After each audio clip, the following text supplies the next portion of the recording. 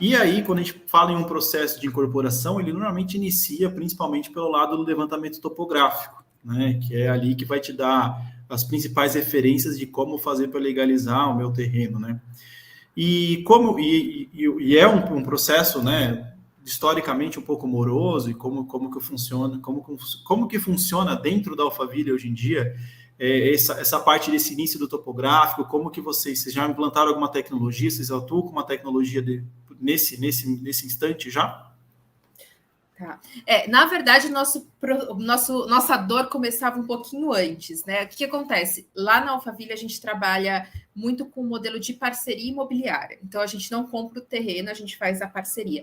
E são áreas grandes, enfim. E a gente tinha, de fato, uma dificuldade de, por exemplo, estudar a viabilidade dessa área para colocar para dentro, num espaço curto de tempo, onde eu preciso entender todas as questões ambientais, questões topográficas também. Então, aí a gente começou a ter a dor um pouco antes, né? Então, assim, como que eu fecho a área sem ter todas essas informações? A gente começou para fazer... Algumas áreas são mais simples, né? Mas áreas que a gente enxerga que tem um potencial, assim, de declividade, ou até mesmo, às vezes, uma vegetação que é um pouco mais difícil, assim, que a gente precisa ter uma visão um pouco melhor, a gente faz o levantamento aéreo, que é um levantamento muito mais rápido, ele não é tão preciso, né? Porque ele, como se tiver muita vegetação densa, muitas vezes não consegue pegar com uma precisão, a gente tem ainda ali algumas dificuldades na tecnologia hoje de amarrar alguns pontos para projeto depois, mas para um primeiro levantamento funcionou super bem. Então a gente tem usado essa tecnologia e aí às vezes até a gente usa ela como uma tecnologia complementar. Então a gente faz esse primeiro levantamento da área com o drone, né? E depois a gente vai com o topógrafo em campo para fazer a aferição dos pontos e eventualmente algumas áreas mais difíceis a gente faz, né, manualmente. Então, isso confere um pouco mais de agilidade, principalmente nesse primeiro momento, ou às vezes até no segundo momento, quando às vezes a área é mais limpa, enfim, a gente ganha muita agilidade porque a gente tem essa possibilidade, né? E para além da possibilidade do levantamento, a gente consegue tirar as fotos aéreas, né? E aí, com essas fotos aéreas, facilita também essa primeira análise ambiental, para a gente entender APP, tipo de árvore, e conseguir ter um panorama melhor da ocupação da área. É lógico que depois disso, à medida que o projeto vai avançando, a gente precisa ter um nível mais preciso e a gente, né, acaba tendo que contratar profissionais específicos que vão a campo, mas para esse início a gente já ganha uma velocidade e consegue ser mais assertivo também, tanto em projeto como em contratações. Então, acho que a gente conseguiu aí trazer os drones para essa primeira fase e depois a gente vai falar um pouquinho mais, a gente consegue avançando depois durante a obra com o uso desses drones também. Pô, que legal. Importante avanço, né? E o uso dos drones ainda também, né? Novidade alguma, eu imagino que a Alphaville já usa há alguns anos, inclusive, e está aprendendo sempre com isso. Então, para quem tem interesse, né? O drone ajuda muito. Imagina, em grandes glebas, assim como vocês trabalham, acho que realmente é um outro auxílio, né? Um outro nível de informação também que vocês têm. E que, se a gente conectar, né, com o passo da construtora, com o passo do projetista, com o passo, a gente vai conectando tudo isso, e isso tudo, né, faz parte dessa questão do conceito do BIM que a gente já falou por algumas vezes aqui pegando aí, né, essa questão de uso de tecnologia, né, e também, né, com investimento e tudo mais, e trazendo isso para um lado de realmente de ganho de resultados, né? Que a gente também, quando investe em tecnologia, a gente também quer ter o resultado, quer ter ganho de produtividade, né? Quer trazer esse benefício. Não é só um investimento, a gente também tem que ter o resultado desse investimento, né? Quais são os principais aí critérios, né, para vocês, para modificar, se adaptar ou definir uma tecnologia nova? Como é que funciona, Renê? Então, quando chega alguma inovação, que inovação não é qualquer coisa, assim, né? É uma forma diferente de se fazer aquilo que você está fazendo, não precisa ser uma tecnologia, um robô que está executando, mas só de fazer um pouco diferente já pode ser tratado como uma inovação, né? Então, a gente inicia analisa principalmente 3 itens, tá? Então, por exemplo, com essa inovação, a gente vai ter algum ganho de resultado na entrega daquilo que a gente está inovando, daquilo que a gente está executando, a gente vai ter algum ganho? Então, vamos ter, beleza. Desse daqui vamos ter. A gente vai ter ganho no processo, vai ser mais fácil para a equipe executar, vai ser mais fácil para eu receber o dado, vai ser mais fácil para a obra executar, sei lá. Tem ganho no processo? Vou dar um exemplo aqui, puxando a sardinha para o Prevision, por exemplo. A gente é cliente do Prevision. Então, a gente vê uma série de ganhos no processo. Vou dar um deles, por exemplo, a questão de medição do planejamento, por exemplo. Hoje a gente está fazendo em todas as nossas obras medição pelo celular e já está caindo direto no cronograma. Antes a equipe de planejamento, imprimia o cronograma, ia lá, linha a linha, andar por andar. Então, temos esse ganho no processo. Esse é o segundo tópico. O terceiro é, logicamente, o ganho do financeiro, o ganho do recurso. A gente vai conseguir economizar alguma coisa? A gente vai ter algum ganho de financeiro disso? A obra vai ser mais barata, se for isso? Não necessariamente quer dizer que uma inovação ela é aceita se precisa ter passado nesses 3 crivos. Não necessariamente, tem alguma inovação que supera. Então, por exemplo, tem uma inovação que ela é maravilhosa, que a gente vai entregar um resultado maravilhoso, muito melhor do que a gente entregava, só que ele vai ser um pouquinho mais caro. Está compensando. Então, às vezes a gente faz a conta, entra e compensa. Então, essa análise é basicamente nesses 3 pontos dessa inovação. Priscila, você aí, né, como eu já falei, uma referência em BIM para o mercado, né? Eu queria que você, se você puder falar um pouco, né?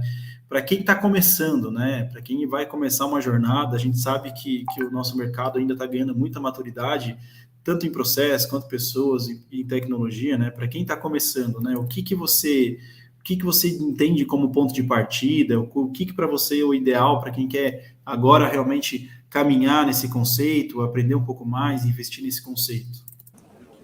Bom, a primeira coisa que eu digo assim, estude um pouco a sua casa. Assim, o que você está fazendo nos seus processos internos que você pode melhorar. E assim, por incrível que pareça, é uma decisão meio top-down, porque ele veio para mudar muita coisa, mas para mudar muita coisa as pessoas têm que estar abertas para mudança. Então, assim, o objetivo é que você ganhe efetividade naquilo que você está fazendo. Então, não adianta você pedir um modelo que a pessoa separe em camadas se você não vai retirar essa informação. Outra coisa, estude o seu processo para ver a forma de contratação dos projetistas, tempo de desenvolvimento do projeto. Não acho que o projeto em BIM vai ser mais rápido, porque ele não é mais rápido, ele é mais trabalhoso. Preencha o seu requisito, que momento que BIM vai entrar para você tomar a decisão. Eu falo assim, gente, tem BIM até para escolher terreno. Tem um software americano que eles têm um banco de dados, de tanto que eles já fizeram, que eles sabem que uma pele de vidro custa X valor. Então, quando um metro quadrado em pele de vidro, ele já tem um valor, uma ideia de preço. Então, eu sempre digo assim, pense no objetivo que você quer utilizar o BIM para você poder aplicar melhor. Faça passo a passo. Não acha que, entendeu, vai entrar uma vaca e sair a linguiça. Não vai. Entendeu? Você só vai errar, vai se decepcionar, vai gastar dinheiro, vai gastar tempo que não tem volta e não vai conseguir o que você queria. Então, assim, estude, porque os usos de BIM são gigantescos, tem vários, cada vez mais está crescendo. Outro dia havia uso de BIM de modelos espaciais. Falei, cara, eu não tinha nem pensado nisso, o pessoal já está pensando. Então, assim, pensa no que você quer de BIM como empresa e vá passo a passo. Quer planejamento? Vá para planejamento. Faça BIM para planejamento. Quero fazer BIM para poder fazer uma logística melhor de obra, vai para a logística melhor de obra. Quero fazer BIM para poder fazer levantamento de áreas de pavimentação para um empreendimento gigantesco, é isso que você vai fazer, de infraestrutura. Assim, de novo, BIM não tem uma regra única, não tem milagre, e não tem, faça isso que o bolo vai sair perfeito. Não, eu dependo de pessoas, de tempo, de investimento e hardware, de tudo. Então, assim, eu sempre digo, passo a passo, gente, a gente não entendeu, a gente não vai para a Lua do dia para a noite. Não foi assim. Em 1960 não foi assim. Então, não vai ser agora, em 2022, que a gente vai conseguir mudar as pessoas. Só que eu sempre digo, BIM é feito por pessoas, para pessoas. Porque se fosse para a máquina, seria mais fácil. Você tem que estar com as pessoas corretas dentro do local, entendeu? Uma das coisas que deu certo com a gente no shopping, que a pessoa de manutenção trabalhou com a gente desde o começo do shopping, ele tinha 65 anos fazendo shopping, acho que era o 15º shopping dele, primeira vez que ele fez em BIM. Ele se sentiu tão poderoso, poder controlar a equipe, que ele pegava, a gente fez para ele um notebook que saía, sabe, a tela da frente, ele ia para a obra com o notebook. E ele falava assim, aqui não está certo, desmonta e faz de novo. Mas porque ele tinha tanta segurança que o modelo que estava correto, que ele utilizou. Isso eu estou falando em 2015, o shopping, entendeu? Então eu digo, por que com ele deu certo? São pessoas. Por que o mestre da obra que não gosta de celular não vai dar certo? Porque ele não gosta. Então eu acho que a gente tem que antes fazer essa avaliação. Eu acho que tecnologia não é para todo mundo a toda hora. Tem gente que quer trabalhar daquela maneira, não tem como você botar goela abaixo, entendeu? Não tem como forçar que o cara, às vezes é confiança, o cara não confia, ele prefere ver, ele prefere abrir, prefere ficar cutucando. Então, num momento no shopping, em 2015 deu certo, um ano depois na obra não deu, porque o pessoal não queria mexer com tablet, entendeu? Era muito sensível, não era do jeito que ele queria. Eu acho que são pessoas, de novo, entendeu? O resultado sempre são as pessoas.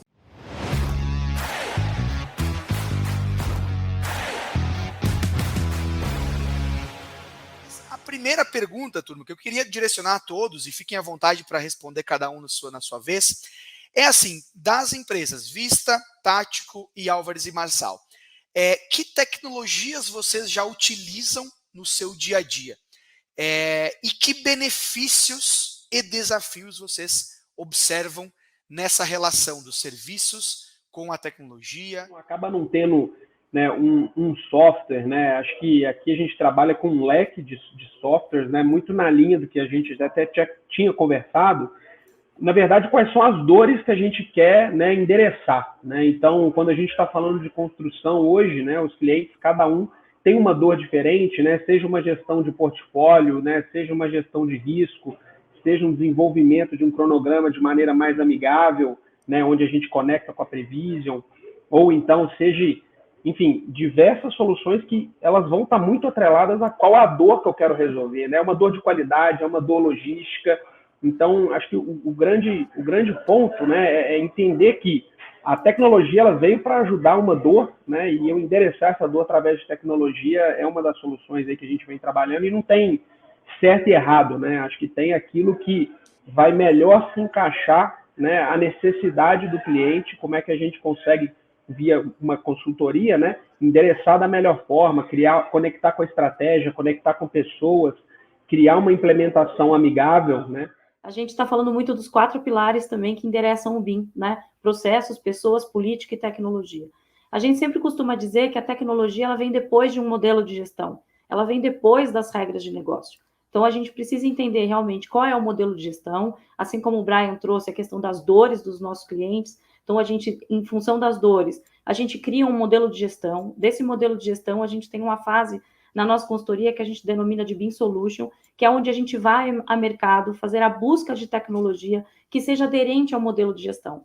Porque a gente tem, inclusive, construído dentro da nossa consultoria um mapa de dores que identifica que, principalmente, 50% das dores do mercado equivale a processo. Então, se a gente colocar tecnologia frente a um processo que não está resolvido, a gente vai criar outros problemas. A gente cria problema de processo e a gente desmotiva pessoas. Então, a palavra de ordem, né, para que tudo isso funcione, realmente são as pessoas, mas baseado em processos, assim como o Felipe trouxe.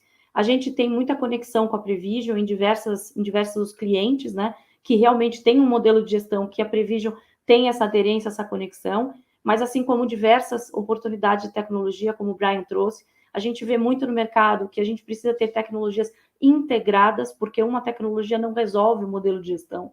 A gente sente dificuldades, quando você diz dos desafios, a gente tem dificuldades em pegar uma plataforma e fazer com que ela resolva e não resolve, e muitas vezes o cliente entende que uma tecnologia, um software vai solucionar todos os problemas e não soluciona. Nós não temos hoje nenhuma situação no mercado que a gente aperta o botão e está tudo resolvido, a gente não tem isso. Então, é muito importante que a gente entenda, né, as nossas expectativas, as expectativas do cliente, entender o que a plataforma vai atender e, sobretudo, a gente ter um roadmap do modelo de gestão endereçado, né, a essas regras de negócio. E as políticas, elas estão ali dentro de pessoas, elas estão dentro de processos, muitas vezes, né? A gente atua, e o próprio BIM preconiza políticas como diretrizes, como regras de contratação, né? Então, a gente determina qual é a regra de negócio através de políticas, né? E quando a gente está falando de políticas, a gente está falando de toda a documentação, BIM, por exemplo, está dentro da questão de políticas. A gente está falando sobre diretrizes de comunicação, a gente está falando de jornada de informação, muito associado ao que a gente tem, muito associado à cadeia de valor, muito associado aos processos, e a gente entende que, inevitavelmente, trabalhar com os 4 pilares é o que realmente dá perenidade e sustentabilidade à implantação de qualquer projeto estratégico dentro das empresas. Então, falar um pouco de processos, né, sem dúvida nenhuma. Queria entender assim hoje, Brian, como que vocês veem dentro de clientes de vocês, sejam eles incorporadoras, no modelo mais, vamos dizer, verticalizado, que é até o qual a Prevision atende mais, ou empresas mais de capital aberto, empresas mais de infraestrutura, quais que são os principais erros e os principais acertos dessas empresas ao procurar tecnologia nessa jornada? Assim, você conseguiria trazer para a gente um pouquinho? Com certeza, Rafa. Acho que o primeiro ponto, né, é quando a gente fala de qualquer transformação digital, né, eu gosto de trabalhar primeiro com o tema da linkar a estratégia, né? Não adianta eu simplesmente trabalhar com esse tema de maneira isolada, né? Ou seja, cada área de negócio desenvolve, né, trabalha com uma solução de maneira isolada e lidera, né, uma transformação de maneira isolada, né? Então eu preciso de alguma forma conectar essas iniciativas, né, e centralizar essas iniciativas de forma que faça sentido, né, no fluxo de valor da empresa. E um ponto super importante também, Rafael, o tema de liderança, né? Muitas vezes acaba que sempre esbarra em liderança, mas no fim do dia, né, quem que é o owner realmente daquele projeto, o sponsor daquele projeto, né, que está realmente fazendo aquilo acontecer, né? A gente está falando de várias mudanças, né? A Márcia comentou de política, né, de processo. Então, ali a gente, de desenvolvimento de pessoas, de capacitação de pessoas, e a liderança precisa de incentivar, né? Vão ter várias barreiras ao longo desse processo de implementação e que a liderança precisa de estar aberta, né, de trabalhar o conceito, de trabalhar, né, toda essa quebra de paradigmas alinhado a essa visão. Não adianta eu simplesmente falar, vou implementar BIM porque é legal. Né? Por que isso está alinhado com a estratégia? Aonde que eu quero chegar? O que o BIM vai fazer para me ajudar a chegar, né, naquela ambição maior, né, que é dobrar de tamanho, que é melhorar o EBITDA, né? Isso tudo está correlacionado, né?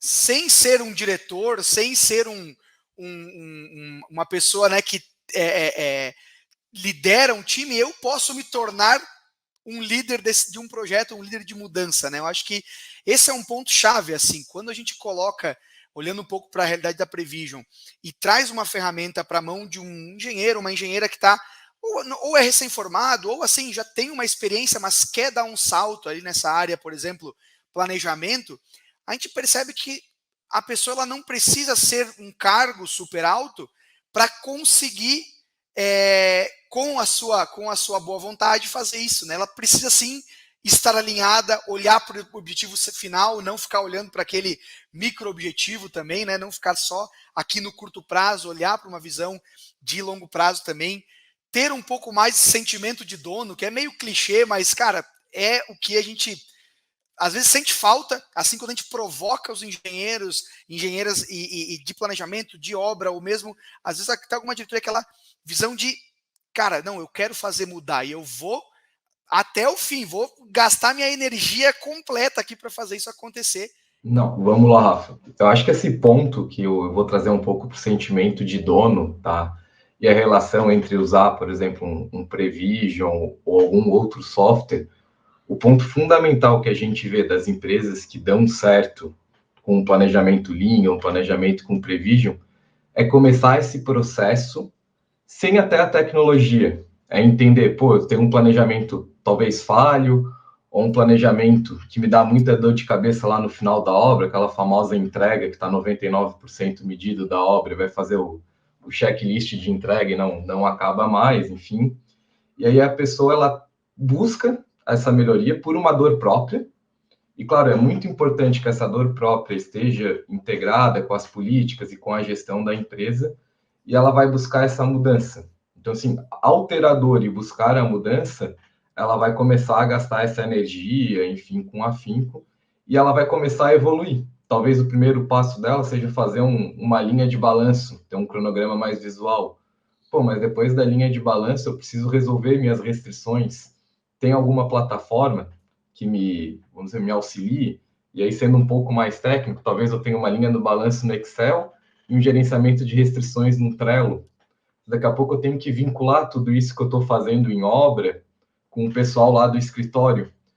E aí, todo esse trabalho a mais, ele vai precisando de mais energia até que um ponto que a tecnologia se torna necessária. Então, eu preciso trazer a tecnologia aqui para dentro, porque eu já estou desenvolvendo os meus processos e essa tecnologia vai permitir que eu otimize esses processos e que tenha informações na mão. Qual ponto assim que eu venho trabalhando nas implementações é explicar, né, o que aquilo vai trazer, né, de ganho, qual que é o benefício, aonde que aquilo já foi implementado, quais são os resultados, né? Um tema muito importante também é capacitar as pessoas, né? Muitas vezes essa resistência vem por medo de não conseguir trabalhar naquela ferramenta, mas hoje as ferramentas, os softwares estão cada vez mais user-friendly, né? Um caso da Prevision é um caso super legal, né? Às vezes o pessoal tinha até medo. Quando você fala da Prevision, uma solução super simples, amigável, boa de mexer, né?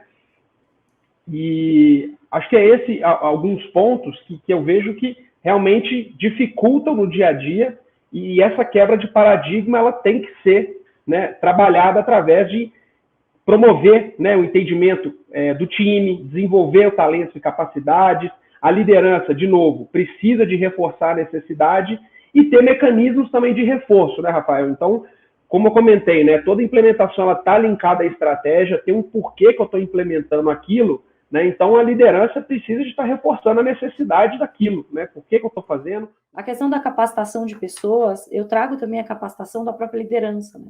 A gente tem muita liderança que não tem essa capacitação nem tecnológica e nem orientada ao propósito da própria empresa. Então, quando a gente pega a pirâmide estratégica e a gente olha que a gente tem na pirâmide a estratégica, o tático, o operacional, muitas empresas têm um distanciamento muito grande entre o tático e o estratégico.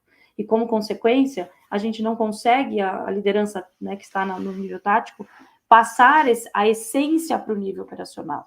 Então, a gente tem uma questão de comunicação e rupturas comunicativas ao longo de todo o ciclo do empreendimento.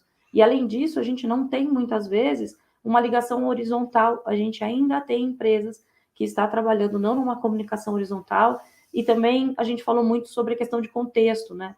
Se a gente olhar para as empresas, tem muita empresa ainda que trabalha na questão do comando e controle, e o comando e controle também são um dos impeditivos e um dos desafios para que essa transformação aconteça.